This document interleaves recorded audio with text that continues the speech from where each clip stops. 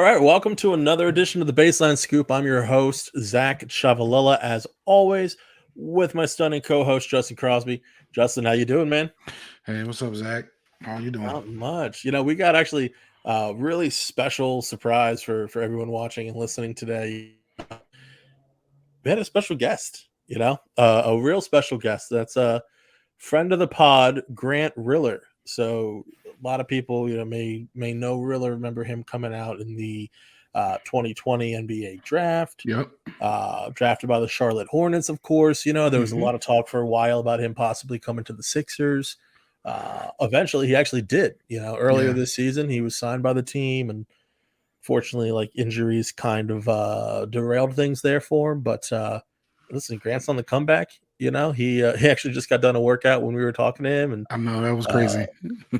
he worked up a sweat. Like this dude's going hard. Like that he's coming back with a vengeance. Yep.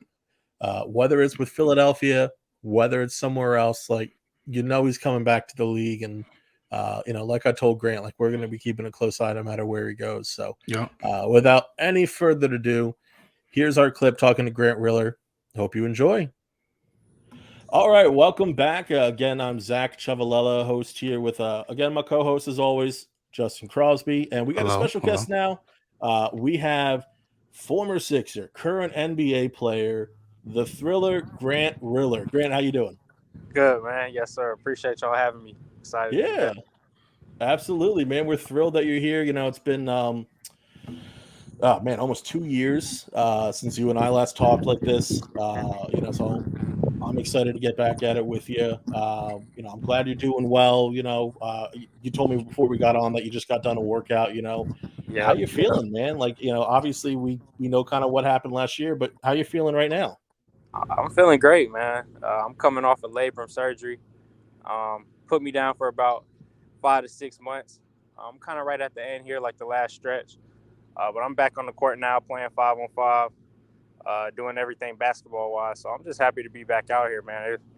It kind of grew my hunger a little bit for the game, sitting out for 5 months, 6 months. So I'm just happy to be back, and I'm ready to get back to it. Awesome.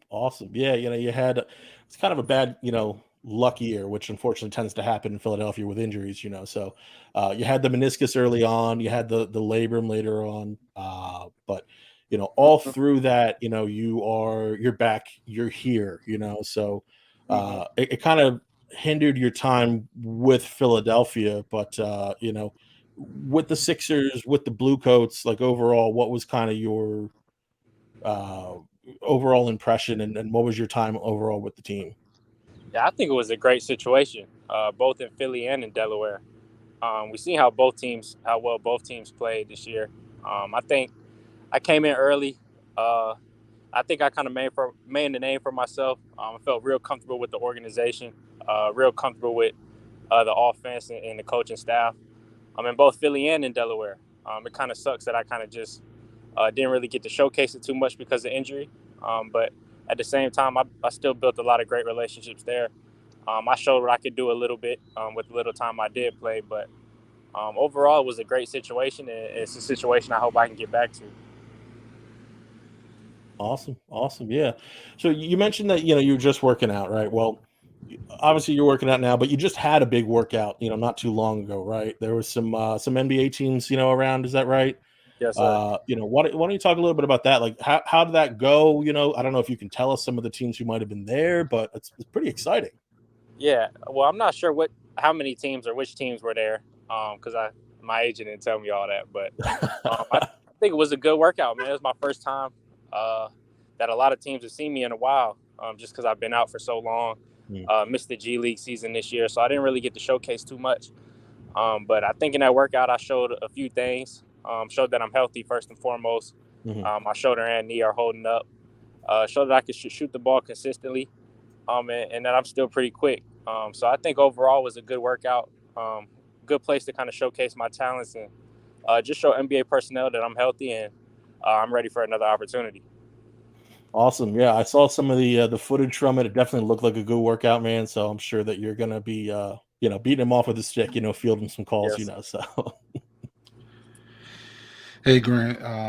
So yeah, I know we talked about the your experience with the Sixers, and can you just talk about if there's a possible return in the future for the Sixers? Could you see that happening? I definitely could see it happening from my side at least. Right. Um, kind of taking it day by day, but you never really know. They've been great throughout this whole process of my rehab and still keeping in contact and stuff like that. But you never really know in this business until you get that call. So once I get that call, wherever it is, I'll be ready. And it's Philly, I'll definitely be happy as well. Dope, dope. Awesome. Yeah, it's I know we love you in Philadelphia. We were thrilled when you got here in the first place, and obviously it was cut short, but there's a lot of time of you being in the NBA left, so Sure. hopefully that's coming back somewhere down the line. But Yeah. like I said, either way we'll be watching, but with the draft right around the corner, we wanted to make sure that we asked you too, like, hmm obviously you're not that far removed from the draft itself. What was the process like for you, in a general sense? And the process was so different for me just because it was during that COVID time. So a Yeah. lot, unless you were kind of like a guy training for the draft at that time, it kind of doesn't compare to anything that guys are doing now when it's kind of back to normal. Right. But I think it was a great time for me to Hmm. really just kind of put my head down and grind, and kind of remind myself how much I appreciate the game. And it was cool being out there at LA with my agency and working out. I got to work with some of the guys that were coming out of college this year. So kind of just took me back to when I was coming out because, like you said, it wasn't too long ago. But my draft process was just so different, man, just because how long it was. Hmm. And it kind of felt like forever. But I'd do it all over again if I could. Yeah, I bet it always seems exciting. We just had we're kind of right in between now, from the combine and the draft, so it's an exciting time. For sure. So how was your combine experience? I know with the COVID shortened season and everything, Yeah. did you guys have the combine? How was that experience? Yeah, the combine was a lot different, man. Like especially compared to how it is in a normal time. Obviously, like in a normal time, I'm not sure where they go now, but I know they used to go to Chicago or whatever, Yeah. and kind of have their own thing. But during Mhm. mine, uh, it was still we're still kind of quarantining. Too many people couldn't be in the area at the same time, so kind of had to go to our nearest NBA facility, just you and your trainer, and record like a 30-minute workout with drills they tell you to do. Oh wow. Uh, so it was cool. I got to go to the Clippers facility because I was in LA at the time. Okay. That's Me and my cool. trainer went in there, had a good workout. It was just weird, just being in there recording, doing recorded drills, but it was cool, man. Nice and awesome. And what was draft night like? Again, it's so different than it is now, but in the same sense, it's just that anticipation, that I'm sure you're feeling. And what was the process like for you for that? Yeah. Draft night was just one of the best days of my life. Mm. Not only because I got picked, but just being in my house with all the people that been supporting me from day one. That was a great feeling to know that all my hard work paid off. Yeah. And I made the people that believed in me right. So it was definitely a special day in my life, something that I won't forget. And I'm very appreciative from the Hornets for picking me that night. Yeah, absolutely. I'm sure that's awesome. One thing that I do want to hear from you. I don't know how familiar, too many of our listeners, maybe with your game, everything like Mhm. that. But you're in my mind, you're kind of a complete package offensive point guard. You do a lot of everything. Obviously you can be the field general, you can shoot the whole lot there, and you got the intensity defensively. So with all of that, you're kind of a well-rounded player. Yes, For sir. in my opinion, from what I've seen for all those listening. But what would you say you've particularly worked on, in this time between being recovered from the injury and now? Um, Probably just on my body, most importantly.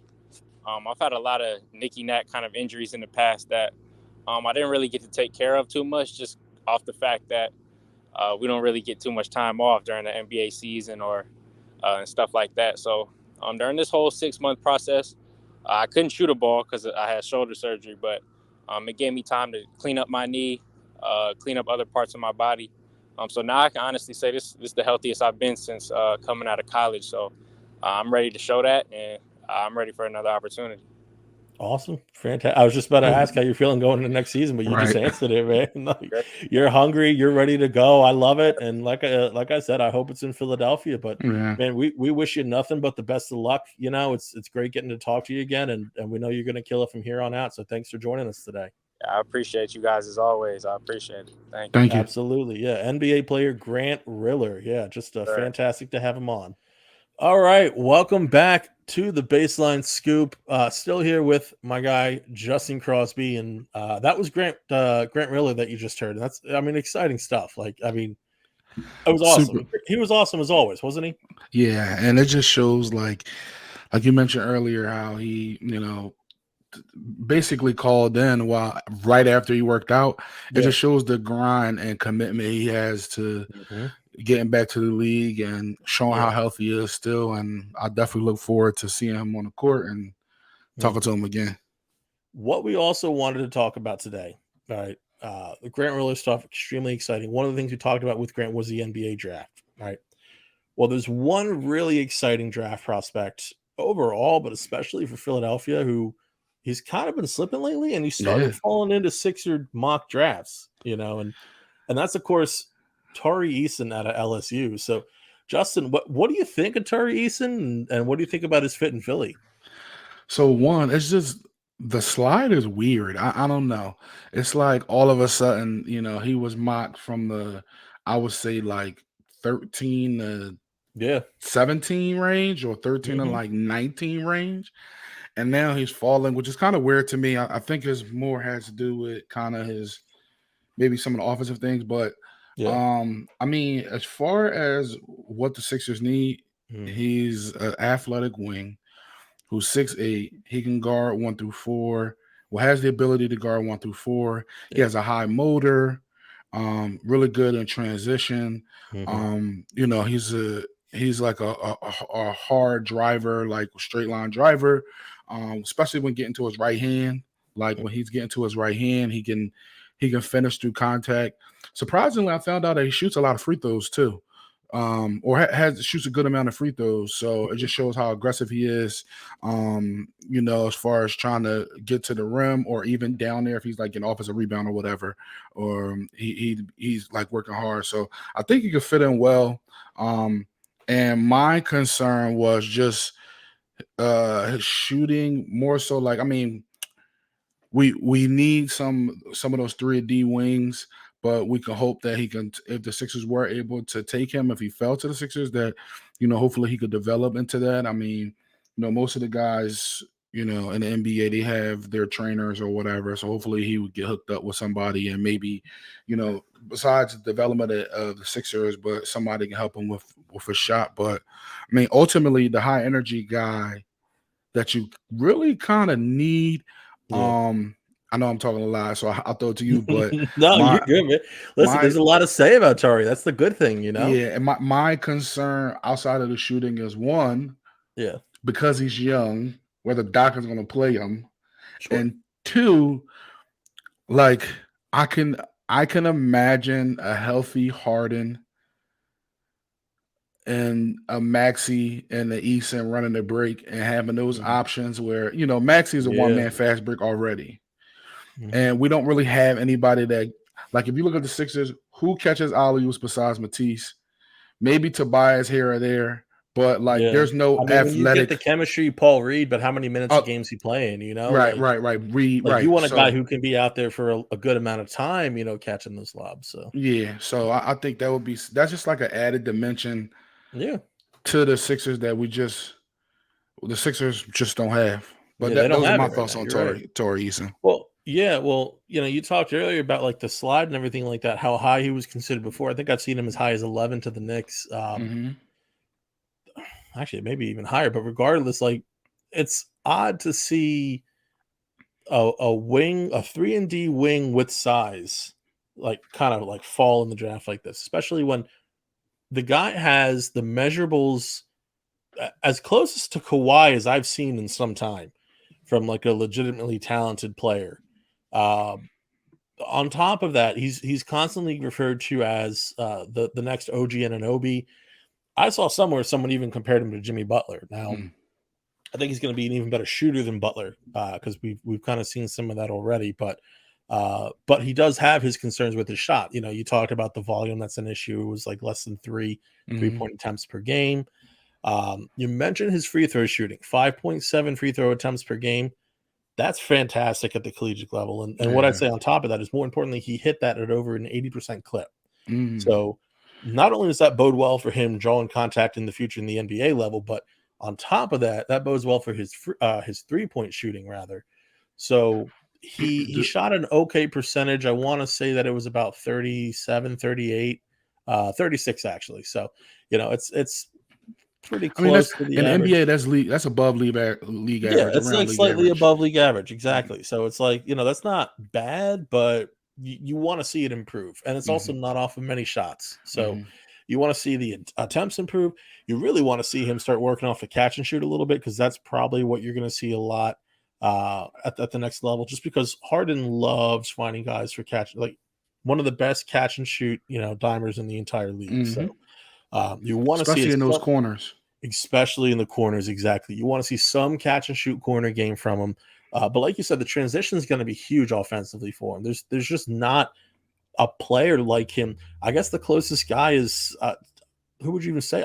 It's either Tobias Harris, who lacks the athleticism, or it's Matisse Thybulle, who lacks the size. Like, who can run out with Harden and with Maxey and actually finish off of this? Like, I guess actually Paul Reed might even be the closest guy. Yeah, he reminds me, and I don't know. I know you were saying OG Anunoby, but he kind of like, when I was watching him a little bit, he doesn't have like that pull up game that Iguodala used to shoot, but he reminds me like an early Iguodala, like when he first came, when he played with AI and Weber, and just kind of that, like the first iteration where, if Iguodala worked on this game, and I mean, you can argue what type of career he has as far as Hall of Fame, whatever, because of his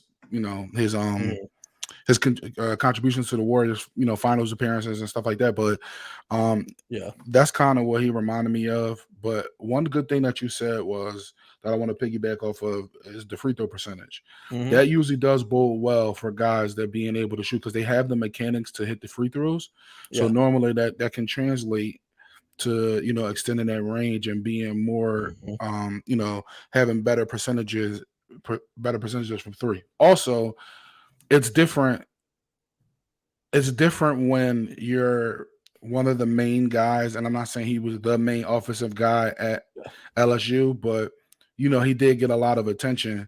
So it's a difference between shooting some pull up because they're not guarding you, or a little catch and shoot, or a little pull up dribble three, than being open and getting passes from James Harden or Joel Embiid, who are both going to be double teamed when they drive to the rim, or when they're at the rim or in the paint. So I think if he was drafted, by his percentages has a chance to go up, because he'll be wide open.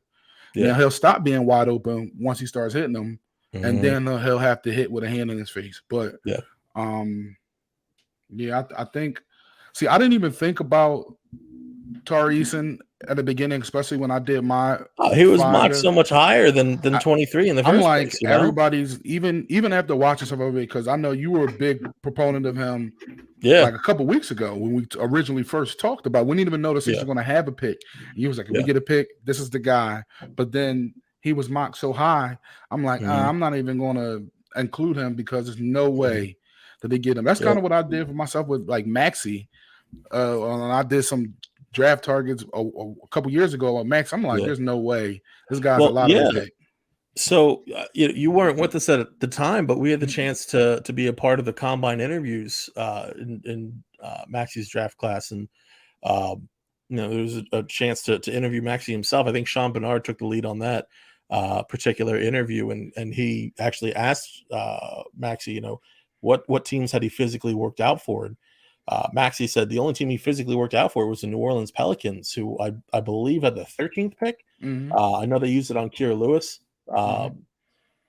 So we're thinking Maxey, is going at 13. Like, Lottery guy for sure. we had no idea that he was going to be available as late as he was. Like, and even when like Sadiq Bey went to, I want to say 18 to the Detroit Pistons, like, because that was our guy for a lot of us here. Like, we thought that there was a chance that Bey could make it there, and we were going to be, super stoked if it happened.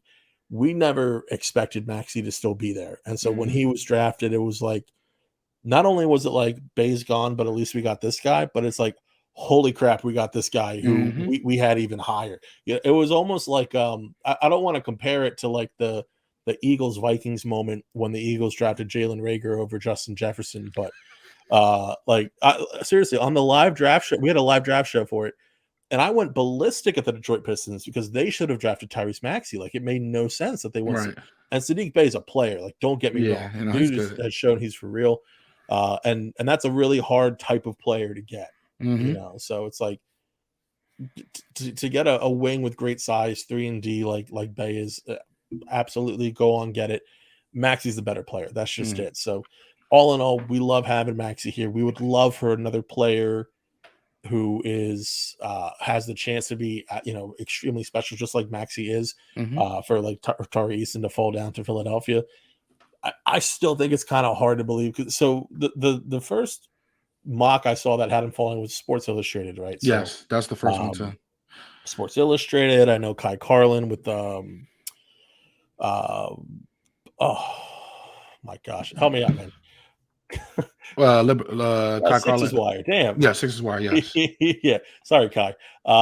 He does a fantastic job, and he covered that that same mock for Sixers Wire, and I've seen Tari Eason show up around 23 and a couple other mocks since, going back to a couple days ago. But for me, it's like it's hard to believe. It's the boxing one. I saw he did a mock draft. I want to say last week, a new version of a mock draft last week. And he had Tari Eason falling as well, and I'm just like, it's kind of getting those trends. I don't know what's happening in the inner circles, but what's the intel, of why he's and it could just be fit, right? Like other players, fit better. Well, yeah. I think what you said is just other players, because we've seen some other guys who are kind of like, I don't want to say flying because they're only moving like within 5 spots, Dalen Terry. Okay, Dalen Terry might be a guy flying up draft boards. I felt like he was second round last week. He was, yeah. And now he's like 22, 23, around that range. So, but if you look at like Malachi Branham, for instance, Ohio State, EJ Liddell's teammate, like he's all of a sudden found himself in that like 14 to 18 conversation, like consistently, and closer to 14 more often than not. Yes. Okai Ajabi, like he's always there constantly. He's another guy that people like over, or some people like over Tari Eason, I should say. I mean, I love both those players, but give me Tari Eason personally, just for Philadelphia's sake, at least. But yeah, there's a lot of movement going on right now. I mean, I even saw Ty Washington get drafted over Tari Eason. Now, I think that'd be a little shocking if you ask me, but listen, Kentucky guards, man, you can't mess with it. Like it's a proven formula. Yeah, I also saw Jonathan Gavoni, ESPN, their new mock. And they had, you said 14 need the Sixers should draft. I believe it was Ty Washington, or no, I'm sorry, it was he's a guard. Hold on, give me 1 second. It's a guard. I want to say for LSU. He's a super known guard, but I just his name slipped my mind, but I was just thinking like for need, like I was a little confused, but they're just basically saying with James, we don't know what's going to happen with Harden. So was it Jaden Hardy, the G League guard? I'm pulling it up right now. It was Kennedy Chandler from Tennessee. So they're saying if for need, they should choose Kennedy Chandler. And then listen, I think Philadelphia might revolt if we draft another Tennessee guard. And mind you, when I say that, I love Jaden Springer, and I think he's going to be a player for us. But there were some Sixers fans who, in my opinion, were a little bit unfair because they didn't quite know enough because Doc Rivers wouldn't play Jaden Springer. And so he got some critiques, but Springer's going to be a good player. I don't know how Sixers fans are going to feel drafting another light shooting Tennessee point guard. I will say this though, and I know this is a little off topic, but we're talking about like the draft and talk about that energy, that hustle, and that's what Tari Eason brings. Yeah. I also think that we got a little bit of it on a roster. We just don't play them. And like Jaden Springer is one of the guys where I look like he has that defensive intensity and that strong body to where like, I don't know, Springer is what, 6'4"? Yeah. 6'4". I mean, he's Springer, like 6'4", like 212, I think something. He kind of like built he like has the ability to guard like, I mean, besides those, and we're talking about those top-notch threes that like just shoot over you and stuff like that. But like he has the ability to guard 1, 2, and 3 and use his strength to be able to hold his own. Yeah. So I think Springer, if given a chance, he can bring some of that dog that we're looking for. I think so too. Just with on a roster right now because he just has to get the minutes to play. But defensively, that's the guy you want, like to be able to say, okay, if he's given minutes, all right, Springer, you come off the bench, okay, quote unquote. I don't know. Let's say Tyler Hero's coming off the bench. All right, cool. Let's match these guys up. And this is the guy we need you to guard. Get all your energy is going towards guarding him. And then you'll get your transition buckets or your he jumps off 2 feet every time he dunks the ball or lays the ball, which is hilarious. But and your open threes. But I just think that he has a chance to show that he has some of the things though, man. I'll tell you, like covering the Blue Coast this year and watching him live and being like right in front, like he can rattle the rim like in a crowd too. Like it's people don't like really realize because again, you didn't get to watch him a ton of this season, but like he can get up there, he can be physical, he can get like emotional in the game, like in a great way. So I think you're 100% right. I think Jaden Springer is definitely going to be that guy. But with that being said, I wouldn't hate getting Tari Eason, who can be another one of those guys, because I need more. I want a lot of them. I want a team. I want the team full of villains. Jimmy Butler thinks that's Miami. I want that to be Philly. I want the young villains. The league already hates the Sixers, and absolutely fans already hate the Sixers anyway. So. If we can really play the villain role and do the extra, Embiid, wear the mask even when you don't have to. Even if the face is held, you wear that mask, okay? The phantom of the process, okay, will lead the team to victory. Absolutely. We just got to get in the right assortment of cast, So one more thing I want to say about Tari Eason, right, before we wrap up here. Again, they're talking about him falling. I don't think 23 is realistic even still. Like, I think that you're going to have to trade up if you're going to get him. I think Daryl Morey would consider it for a player Tari Eason's ability. Like, I mean, I would say the two players I would expect the most for him to be fielding calls on trading up for would be Ajabi for Kansas and Tari Eason, right? So, because they fill two huge needs. Yes. So, I guess my question to you is, I already wrote about this earlier today about what I think a trade for Tari Eason would look like. I have Thibault going to the Hornets along with pick 23 for no players coming back, just pick 15 from the Hornets, and then it's pick 45 second rounder this year. I think that Morey might try somehow, some way to get a second rounder this year, whether he buys one like he did for Charles Bassey or makes this type of a deal that I mentioned, and then some additional second round picks just because you got to reload that ammo every now and again. So is 15 probably higher than you need to go? Like how high do you think's like a good balance to get Tari Eason? Yeah. I mean, I think you might have to go 15 because when you look after that, 16 is the Hawks. Yeah. I mean, not saying the Hawks are a looking dangerous spot to take Tari Eason. Yeah, like not saying he's gonna be John Collins' replacement, but like, I mean, the rumors when there's smoke, there's fire. We always talk about it. So like, apparently he wants to go, and if they can find a way to get him out of there and get another, athletic guy that's gonna play like one of the forward roles, love it. And then when you look after that, you look at 17.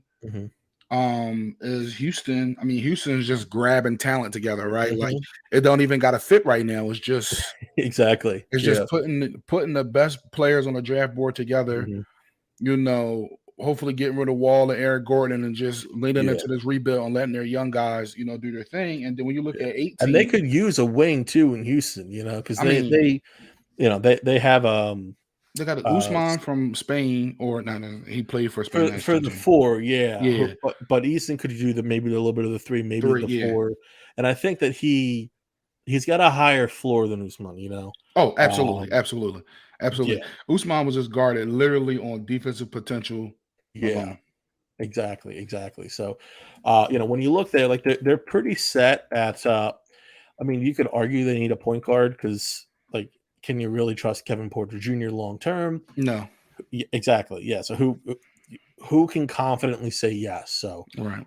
You have Jalen Green at the 2 there. You have Sengun at center. Like you're all. And he's a great playmaker. Yeah. Oh, fantastic. Yeah. So basically, the point is like to have a guy like Tari Eason at 17, like that's great value. And when you look at some of the other players, like one knock on Tari is like he's 21 years old, but like, I mean, are they going to draft a Jabi who's 22? Right. Like, I mean, that doesn't make the most. I mean, I actually see them as a good Kendall Brown destination. But Tari Eason's still very much in play at that point. So. And then 18. I mean, that's why I went to 15. But what do you think about 18? Because I've heard, obviously we've heard trade rumors about. That's what I'm saying. 18 is a spot too where you gotta get past, because if these trade rumors are true about, you heard people throwing around Vucevic, and Patrick Williams and whatever capital, whatever for Rudy. I don't know if it'd be capital because it's Rudy Gobert. I'm not a super fan of Rudy Gobert, but depends how you feel about Rudy Gobert. Yeah, but Rudy Gobert. I'm on the lower end of that spectrum. But then you need another 4, young guy, or one of those guys, because they really, although he was hurt last year, they really wanted to lean on him to be one of their defensive stalwarts in their system. Patrick was Williams. Basically, like him, Caruso, and Ball, and Ball, and Williams all got hurt. Like, there was like nobody basically.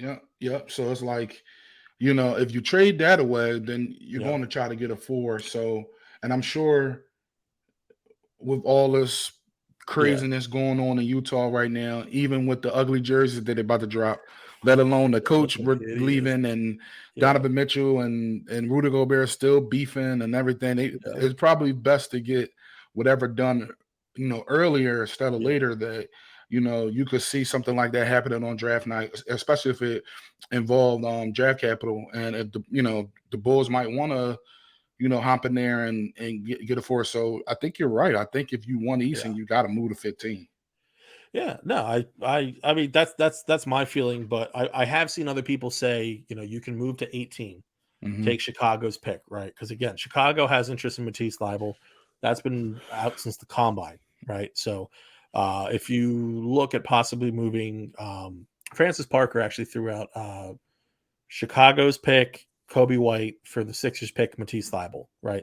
I think you have to add a little more salary. So if you throw in like Furkan Korkmaz or something like that, where there's like a little bit of value, a little bit of salary, probably gets the deal done. Do you? I mean, obviously, you're not making that trade until you get to 18. So it's not like you make it in advance and maybe Eason's there, maybe he's not. But, right. Is that a realistic path potentially to Tari Eason? What do you think? I think it is, especially, again, I say this all the time. Where there's smoke, there's fire. This Matisse stuff ain't, and it's not being floated out there for no reason, right? And I look at it, talk about the combine, like Matisse's agent, probably getting things out there. Matisse probably, honestly, not saying that he's probably comfortable with himself, but he's probably a little frustrated, specifically with his playing time and how much does the organization really, want to invest in him long term, right? When his contract coming up, when he's extension eligible. So like, it could be a situation where it's like, let's float this out there, see what people think in the NBA world, and that's where we kind of discuss, right? It could be coming from the Sixers side too, or the Bulls side Yeah. as well. Like just That's all little a things game. around there. Seeing like from the Sixers side, I can see it from the fans' perspective. Like, this is being floated out. Let's see what the fans, what they think, not necessarily what they think to make the deal, but what's the reaction? And the reaction has been Okay, yeah. almost 90%. I'm okay with that deal. Yeah. Because No, everybody in they could Philly's certainly done be with him. looking like for like a pulse check on the reaction, kind of from all sides. Like what Chicago's reaction. What the other teams in the league. Like if they know that this team is interested, do they potentially up their offers for Thibault? Is this going to cause an issue with the fans from like an attendance business kind of standpoint? Like, Right. I don't know that they necessarily care about the fans, like the fact Right. that they all have posters and stuff like that, but like, Yeah, no, not if it's like a legit thing that like could potentially affect attendance, which I don't think it is, no. That's good to know in advance, I mean, so regardless of what Ben Simmons did, and I'm sorry to bring up, regardless of what he did, yeah, I mean, this guy was one of the faces of, the team on every banner. I mean, I had a Simmons jersey, and when it's time for him to go, it was time for him to go. As much as I like Tobias, and as much as he made improvements at the end of the year, I think his fit is not the best with the two main stars on the court. So if he had to go, I would be upset. I would be a little sad. I don't know. I don't want to say sad, but you know what I'm trying to say. I would be I know like, what you're saying. Yeah, like I would be it's like, not like you're dad. not glad to see him go, but Yeah, like right. you're glad at the prospective replacement that you have. Right. But you just know it's right for everybody.